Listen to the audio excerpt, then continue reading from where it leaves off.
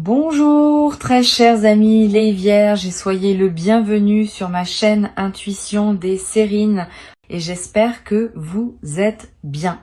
Allez, c'est parti.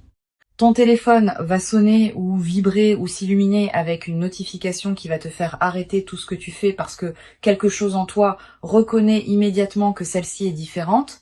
Elle porte quelque chose. Et je te le dis maintenant, je pense que tu as géré tes attentes de manière tellement agressive pendant si longtemps que tu t'es accidentellement retiré toute excitation authentique, toute véritable anticipation. Tu es devenu tellement bon à te protéger de la déception, de l'espoir, que tu as construit ce système très efficace où tu te permets d'espérer juste un peu, juste assez pour continuer, mais jamais assez pour le ressentir pleinement ou pour te laisser être véritablement excité, parce que être véritablement excité signifie être véritablement vulnérable à se tromper. Et je comprends ce système complètement, il a totalement du sens étant donné tout ce que tu as traversé, mais je veux te dire aujourd'hui que tu peux le démanteler, au moins temporairement ou peu, être pour la durée de cette conversation et les jours qui suivent. Parce que ceux qui se dirigent vers toi maintenant ne demandent pas des attentes gérées. Cela demande des mains ouvertes, prêtes à attraper réellement ce qui est lancé, plutôt qu'à se préparer à l'impact. Voici quelque chose que je veux que tu comprennes sur le type spécifique de bonnes nouvelles qui arrivent. Elle arrive à cause d'une chaîne très spécifique de cause à effet qui s'est construite dans ta vie, silencieusement, sous la surface de tout ce que tu as consciemment fait depuis plus longtemps que tu ne le réalises. Tu as planté des choses, des graines de relations, de développement de compétences, de réputation, de présence constante, même quand être présent semblait inutile. Et ces graines ne produisent pas de résultats visibles selon un calendrier prévisible. Elles produisent des résultats visibles quand les conditions sont bonnes. Et en ce moment, pour toi spécifiquement, les conditions sont bonnes, le sol s'est réchauffé, la pluie est venue, et ce que tu as planté perce la surface, le téléphone qui sonne et le son de quelque chose que tu as fait pousser qui arrive enfin à ta porte. Je veux parler de ce que cette bonne nouvelle est réellement, parce que je ne veux pas la laisser abstraite quand le concret te sert mieux. Pour certains d'entre vous, c'est financier un nombre attaché à une opportunité qui est significativement plus élevé que ce avec quoi tu travaillais. Une offre qui réinitialise la base de ce que tu penses être disponible pour toi financièrement. Pour certains d'entre vous, c'est professionnel. Une reconnaissance de ton travail. Une porte qui s'ouvre dans ta carrière, qui change ta trajectoire d'une manière qui semble disproportionnée au pas unique qu'il a ouverte. Pour certains d'entre vous, c'est profondément personnel. Quelqu'un qui te contacte dont le nom à l'écran va faire à ton cœur quelque chose de compliqué et merveilleux.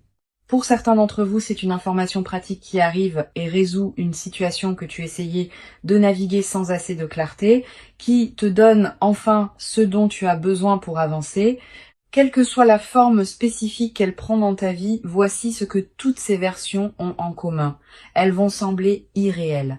Pas fausses, véritablement réelles, mais irréelles, dans le sens de dépasser le plafond de ce que tu te permettrais d'espérer. Dans le sens d'arriver à un niveau qui rend tes circonstances actuelles soudainement très temporaires. Dans le sens d'être tellement plus que ce à quoi tu te préparais que ta première réaction pourrait en fait être de rire. Juste un rire pur, surpris, dépassé. Cela ne peut pas vraiment être en train d'arriver. Laisse-le venir. C'est de la joie qui ne sait pas encore quelle forme prendre. Elle le découvrira. Laisse-moi te dire quelque chose sur le timing de tout cela parce que je pense que c'est important.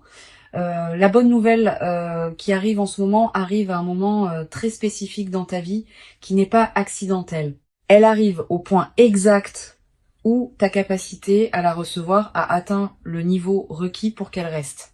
Pour qu'elle soit durable, pour qu'elle devienne la fondation d'un nouveau chapitre plutôt qu'un simple point lumineux dans une histoire autrement inchangée.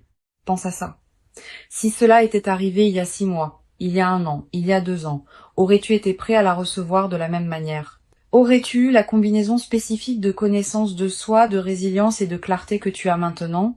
Presque certainement pas. Les saisons difficiles que tu as traversées, celles qui semblaient juste être difficiles pour le plaisir d'être difficiles, construisaient en fait quelque chose en toi. Spécifiquement, précisément, construisez la version de toi qui peut gérer ce qui arrive et en faire quelque chose de durable plutôt que de tout brûler. Le timing n'est pas cruel, il est chirurgical et la chirurgie est terminée. Le téléphone est sur le point de sonner. Maintenant, laisse-moi aborder quelque chose pour les personnes qui sont assises là à penser « On m'a déjà dit que de bonnes choses arrivaient et elles n'arrivaient pas ». Je t'entends et je ne vais pas écarter cela avec une fuite spirituelle sur le timing divin. Ce que je dirais est ceci. Il y a une différence entre quelqu'un qui te dit que de bonnes choses arrivent comme une forme de réconfort et quelqu'un qui voit réellement les conditions spécifiques de ta vie et reconnaît les schémas de quelqu'un qui est véritablement sur le point d'une percée. Les conditions dans ta vie en ce moment sont du deuxième type. Les choses spécifiques qui indiquent un véritable changement à venir. L'agitation qui semble différente de l'agitation habituelle. Le sens que quelque chose est presque là. La façon dont certaines choses se sont réarrangées silencieusement dans tes circonstances extérieures. Ce sont des indicateurs réels, pas des souhaits. Des indicateurs, et ils pointent quelque part de très spécifique vers ton téléphone, vers de bonnes nouvelles, vers le genre de moment dont tu te souviendras clairement pour le reste de ta vie, comme celui où tout a changé. D'accord, chère âme. Le téléphone qui sonne est la note d'ouverture. Belle, significative, le moment où tout change. Mais la musique qui suit est ce qui compte réellement. Et la façon dont tu te présentes pour la musique détermine si cette bonne nouvelle devient un bref moment lumineux ou le début de quelque chose de véritablement transformateur. Alors, parlons-en. La première chose qui se passe après l'appel ou le message ou la notification, c'est que tu vas opérer dans un état émotionnel élevé. Les bonnes nouvelles, surtout celles qui dépassent tes attentes, activent ton système d'une manière qui est physiologiquement similaire au stress. Même si le contenu est positif, ton rythme cardiaque augmente. Ta pensée pourrait devenir plus rapide et moins linéaire.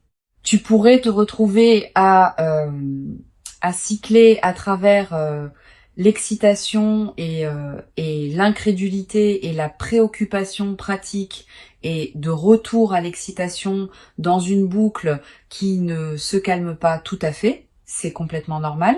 C'est juste ton système nerveux qui traite quelque chose en dehors de sa portée prévue. Et la chose la plus importante que je peux te dire pour naviguer dans cet état est ne prends aucune décision majeure dans les 24 premières heures si tu peux possiblement l'éviter.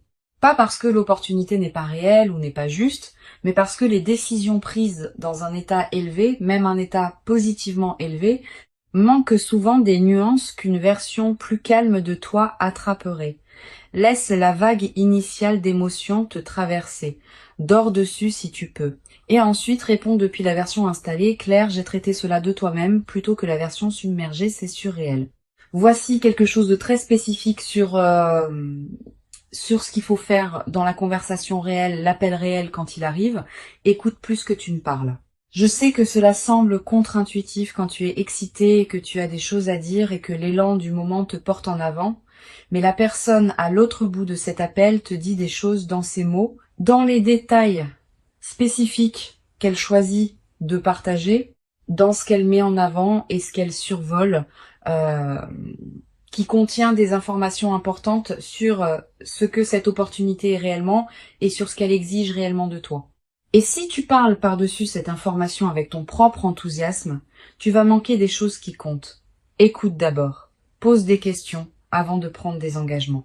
Assure-toi de comprendre ce qui est réellement offert avant de répondre à ce que tu penses être offert, parce que la nature unique de ce qui arrive signifie qu'elle mérite ton engagement le plus réfléchi, le plus lucide, le plus pleinement présent, pas la version réactive. Laisse-moi parler d'argent spécifiquement parce que je sais que pour beaucoup d'entre vous, c'est là que la bonne nouvelle est la plus urgentement nécessaire et la plus transformatrice quand elle arrive. La bonne nouvelle financière qui se dirige vers toi va venir avec une décision attachée à elle. Pas nécessairement immédiatement, mais assez rapidement, un moment où tu dois décider quoi faire avec soit l'opportunité, soit les fonds eux-mêmes. Et je veux te donner un cadre pour cette décision qui, je pense, va te servir beaucoup mieux que de l'inventer dans le moment. Avant toute chose, avant toute dépense, avant toute célébration, avant toute générosité envers les gens autour de toi, aussi sincèrement motivée soit-elle, sécurise la fondation. Quelle que soit la forme que prend la bonne nouvelle financière, ton premier mouvement est le mouvement qui rend le niveau suivant de ta vie financière structurellement durable plutôt que temporairement élevé. Cela pourrait ressembler à payer la chose qui génère le plus de stress, ou établir la réserve qui n'a jamais existé, ou faire l'investissement dans ta propre capacité, compétences, équipement, infrastructure qui te permet de générer plus plutôt que de simplement gérer ce qui est arrivé. La fondation d'abord, tout le reste ensuite. Parce que la fondation est ce qui fait de cela le tournant plutôt qu'un moi vraiment bon.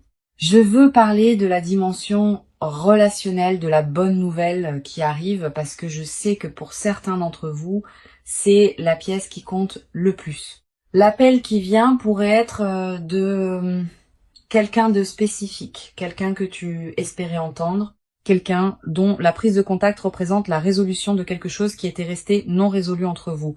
Et si c'est le cas, je veux te préparer à la complexité de ce type spécifique de bonne nouvelle, parce que la bonne nouvelle relationnelle, surtout celle qui implique une reconnexion ou une nouvelle profondeur avec quelqu'un qui te tient à cœur, vient avec des couches émotionnelles qu'une bonne nouvelle purement financière ou professionnelle ne porte pas. L'excitation est là, mais la vulnérabilité aussi. Le bonheur est là, mais aussi la conscience de ce que signifie laisser quelqu'un entrer, espérer quelque chose avec une personne spécifique, vouloir un résultat spécifique. Quand cet appel viendra, je veux que tu mènes avec honnêteté plutôt qu'avec stratégie. Pas en partageant trop, pas en performant tes sentiments avant de les avoir pleinement identifiés, mais avec une véritable présence. Une honnêteté réelle, parce que la relation disponible pour toi dans cette saison ne peut être construite que sur la version réelle de toi. La version stratégique te fait démarrer, mais ne te mène jamais où tu veux réellement aller. Il y a quelque chose dont je n'ai pas encore parlé. La bonne nouvelle dépasse ce à quoi tu t'attendais d'une marge qui fait que l'écart entre l'attente et la réalité semble presque rêvé. Et cette disproportion n'est pas un accident ou une erreur dans les mathématiques de l'univers. C'est l'intérêt accumulé sur l'investissement de continuer. Voici comment j'y pense. Chaque jour où tu as choisi de rester pleinement dans ta vie, de continuer à poursuivre ce que tu poursuivais, de continuer à croire ce que tu essayais de croire, de continuer quand l'argument rationnel pour arrêter était en fait assez fort ce jour-là, à générer quelque chose de pas immédiatement visible, pas immédiatement tangible, mais réel. Et cela s'est composé silencieusement, invisiblement, sans aucune annonce, et maintenant l'intérêt composé paie tout en une seule fois. C'est pourquoi le montant semble irréel, parce qu'il est véritablement plus que ce qu'un seul jour d'effort aurait produit. C'est la somme de tous les jours, toute la persistance silencieuse, toutes les présences peu glorieuses qui te reviennent avec intérêt sous forme de nouvelles si bonnes qu'elles te font rire. Maintenant, je veux te demander quelque chose de personnel. À quoi ressemble ta vie la semaine après l'appel? Pas dans 6 mois, pas dans 1 an, la semaine d'après. Qu'est-ce qui change en premier? Que fais-tu différemment le lundi matin quand la chose s'est déjà produite? Quand la bonne nouvelle est déjà arrivée, a été confirmée et est maintenant juste la nouvelle réalité à l'intérieur de laquelle tu vis. Imagine-le. Sois spécifique. Parce que je pense que la plupart d'entre nous passons tellement de temps à penser, à vouloir la chose, que nous ne pensons jamais réellement à la voir. Et penser à la voir vraiment spécifiquement en détail fait quelque chose d'important. Cela rend la transition de vouloir à avoir moins choquante. Cela normalise la nouvelle réalité avant que la nouvelle réalité n'arrive. Ainsi, ton système n'essaie pas immédiatement de la rejeter comme étrangère. Alors, à quoi ressemble la semaine d'après? Peut être que cela ressemble à se réveiller et à ne pas immédiatement faire l'arithmétique mentale du pas assez. Peut être que cela ressemble à une conversation avec quelqu'un que tu aimes, qui n'a pas le sous-texte du stress financier qui court en dessous. Peut être que cela ressemble à dire oui à quelque chose à laquelle tu as dit non pour des raisons pratiques qui ne s'appliquent plus. Peut être que cela ressemble à s'asseoir quelque part ta cuisine, ta voiture, quelque part d'ordinaire et avoir cette vague soudaine, silencieuse, presque embarrassante de gratitude te submerger parce que tu y es arrivé, parce que tu as tenu bon, parce que la chose à laquelle tu as continué à croire s'est avérée être réelle. Ce moment arrive et il va être l'un des moments les plus privément significatifs de ta vie récente. Pas un triomphe public, pas quelque chose que tu expliques nécessairement pleinement à quelqu'un d'autre, juste un moment privé d'atterrir quelque part où tu essayais d'arriver depuis longtemps. Chérie, ce moment quand il arrive, c'est l'un des meilleurs que la vie offre. Maintenant, laisse-moi parler de la chose qui, je pense, pose la plus grande menace à la durabilité de ce qui arrive, et c'est pas ce que la plupart des gens s'attendraient. C'est pas trop dépenser ou trop de confiance ou aucun des pièges pratiques. C'est le réflexe de minimiser, de prendre la chose extraordinaire qui vient d'arriver dans ta vie et de la rendre immédiatement plus petite dans ton propre récit. répondre assez bien à comment vont les choses quand la réponse honnête est quelque chose de véritablement extraordinaire vient de se passer et ma vie est complètement différente de ce qu'elle était il y a 3 mois. Ce réflexe de minimiser vient de quelques endroits. Ne pas vouloir sembler se vanter, ne pas vouloir inviter les sentiments compliqués des autres sur ta bonne nouvelle, ne pas vouloir porter malheur en célébrant trop fort. Et toutes ces motivations sont compréhensibles. Mais l'acte de minimiser ta propre bonne nouvelle est aussi un acte de te minimiser toi-même. Et tu as fait assez de cela depuis assez longtemps.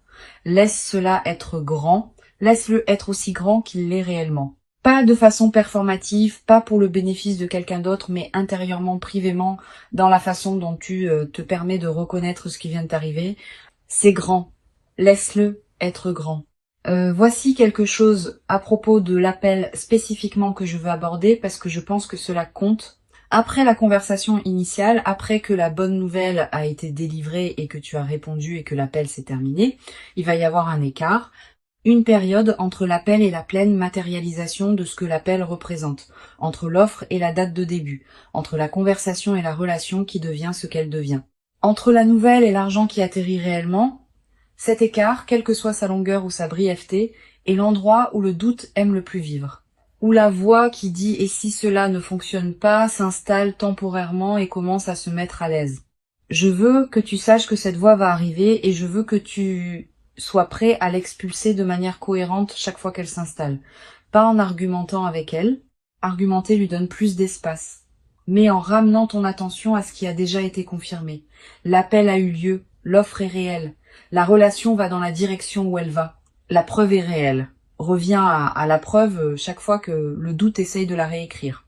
Laisse-moi parler des gens autour de toi et comment naviguer avec eux pendant cette période parce que je pense que c'est quelque chose que les gens sous-estiment. Les bonnes nouvelles changent tes dynamiques avec les gens dans ta vie. Parfois de manière belle et parfois de manière compliquée. Les gens qui t'aiment véritablement vont célébrer cela avec toi et cela va approfondir ces relations d'une manière qui se sent vraiment bien.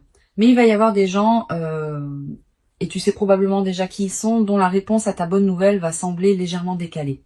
Pas ouvertement négative, juste légèrement plate, légèrement qualifiée, légèrement plus focalisée sur les complications potentielles que sur le fait que quelque chose de merveilleux vient de se passer pour toi. Ces réponses ne sont pas à propos de toi. Elles concernent le paysage intérieur spécifique de ces individus, leur propre relation à l'espoir et à la déception et à la bonne fortune des autres.